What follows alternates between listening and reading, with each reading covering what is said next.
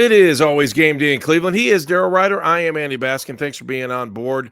Whether you're watching on YouTube or listening on the Odyssey app, Daryl, a lot to talk about. The Browns still coming off that great win over the Pittsburgh Steelers, even though a 13-10 game is a win, but I think it's a great win if you ask me. And Daryl, plenty to talk about as we look forward to the Denver Broncos coming up this weekend after Thanksgiving. So let me start this off by saying happy Thanksgiving to you, my friend. Happy Thanksgiving to you. Happy Thanksgiving to all of our viewers and podcast listeners. Hope you all are able to enjoy all the turkey and trimmings you can fit into your stomach and enjoy eating it for the next week.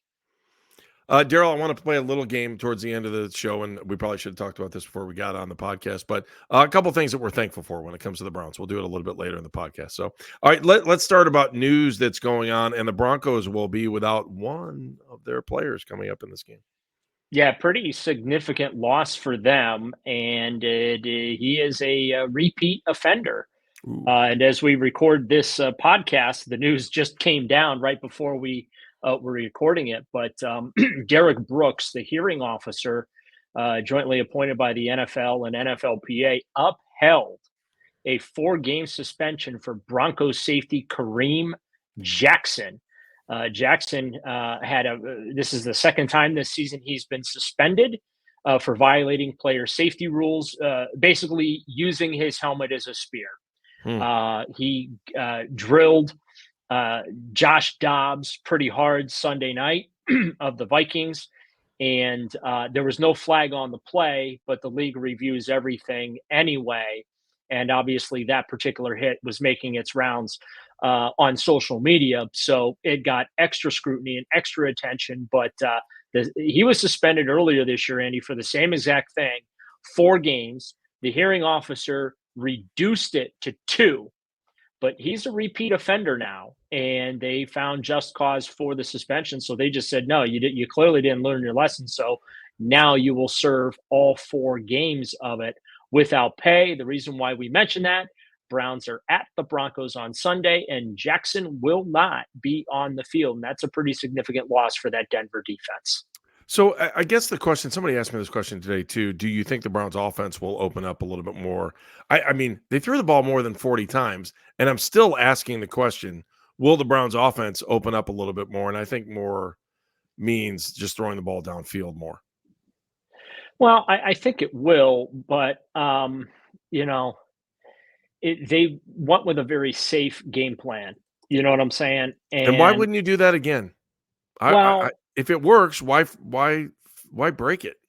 yeah, well, and in this case, they wanted to make sure that DTR was given a uh, a successful game plan, so that his confidence wouldn't get shaken and whatnot. And here's the thing, like, Dorian was like 20. I'm looking it up right now. He was 24 of 43 for a buck 65 with an interception. And I've been arguing, Andy, let's say 4 more of his passes got caught. Okay. So now you're looking at 28 of 43 for close to 200 yards with an interception, right?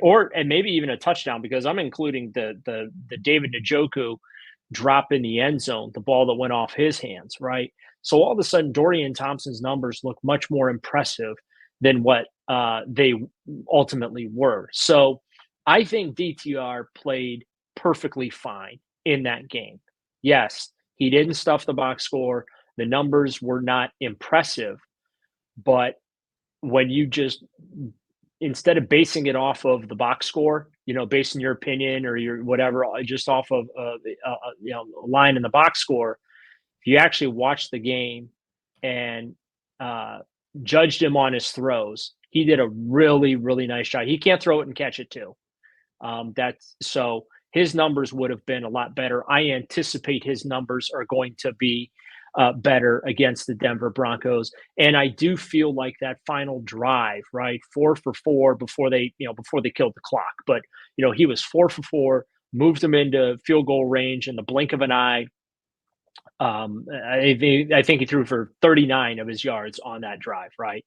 Mm-hmm. So he did what was required to win that game. And I think that gives him confidence. I think it gives the Browns confidence. I think it gives Kevin Stefanski confidence that this kid's going to be okay. He just needs playing time. He's going to make mistakes. You just hope that the mistakes aren't game killers. You know what I'm saying? The interception, by the way, came off a tipped pass. It wasn't like he misread a play and threw it right into the arms of a Steelers defender. The ball got deflected up in the air, and the Steelers came away with it. And stuff like that is going to happen. So I am not in the camp that feels like DTR played poorly in that Steeler game. Just because his numbers weren't impressive, that doesn't mean he played poorly. I think that he was a victim of some drops, which cost him. And again, the interception he threw was off a tip ball, and stuff like that is going to happen. Daryl, what are the odds? And we didn't get into. I think we got into this a little bit the other show. That Joe Flacco, who is now signed with the Browns, any chance he's on the active roster this weekend? Any chance they carry 3 live? I I'll be honest with you, Andy. I don't see the need. Okay. Um, you have PJ Or does he Walker. surpass PJ? That's the other thing too. Well, I think the goal is we have this conversation, and I'm just guessing. I've not been told this specifically, but just looking at the situation, I think the goal is to have him be the number 2 quarterback at some point. But let's understand a few things about the Joe Flacco situation. Number one, this guy was on the street on November 20th. Okay, so he is not coming in to start. He is not coming in to take this thing over and carry this team to the promised land. He's coming in to fill a need in depth as well as mentorship / leadership at the quarterback position. Deshaun Watson underwent successful surgery on Tuesday to repair that broken bone in his right shoulder. He is going to be away from the team for a few weeks. He is out in Los Angeles. He will begin his rehab starting on Friday. He's not going to be available to come back to Cleveland for a little bit. So that's where Joe Flacco can kind of help out, right? We've seen this in New York with Aaron Rodgers, right?